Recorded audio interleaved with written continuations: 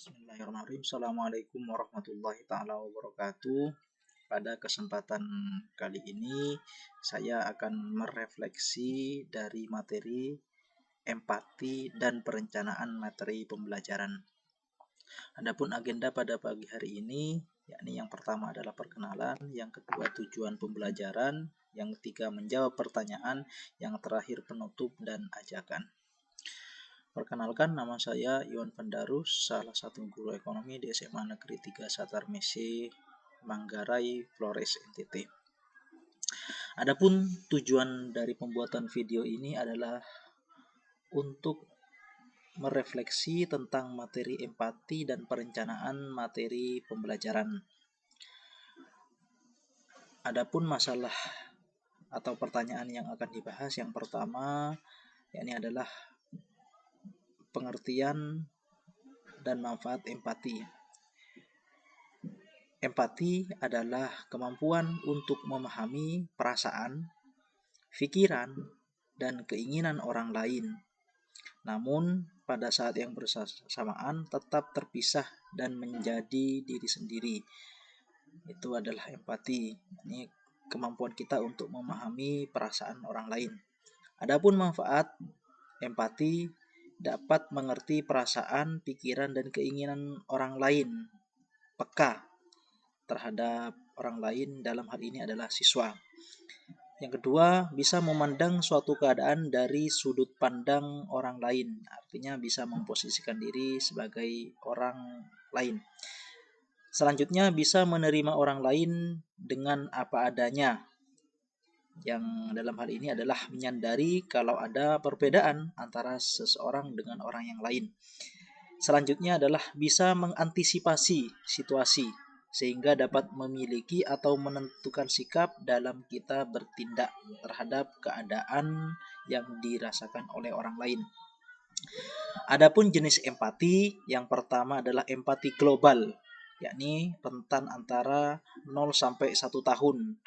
Ini merupakan proses alamiah dari empati.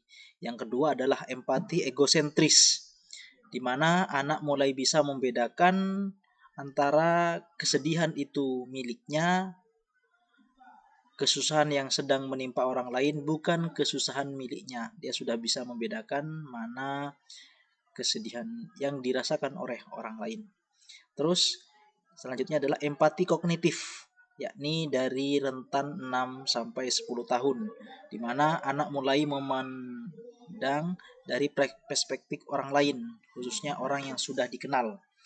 Selanjutnya adalah empati abstrak, adalah empati yang tidak hanya ditunjukkan kepada orang yang dikenal atau orang yang sering ditemui, termasuk juga kepada orang lain. Itu adalah jenis empati. Pertanyaan yang kedua, bagaimana lembar aksi 1 membantu Anda untuk melatih empati? Yakni dengan cara memahami tentang emosi yang terjadi pada seseorang di luar diri kita, dengan latihan menjadi pendengar yang aktif atas cerita dari teman kita.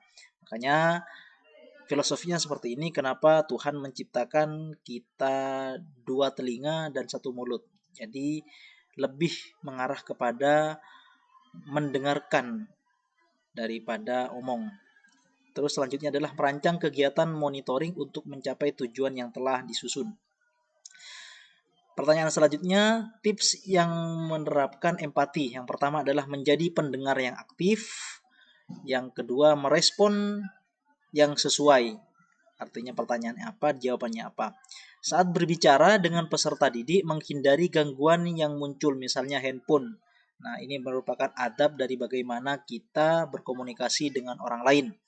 Selanjutnya, mengajukan pertanyaan jika belum memahami apa yang diceritakan oleh anak. Artinya kita tidak perlu malu-malu untuk menanyakan apa yang sekiranya belum kita pahami. Nah, jangan masa bodoh. Selanjutnya, mengulang kembali apa yang mereka ceritakan.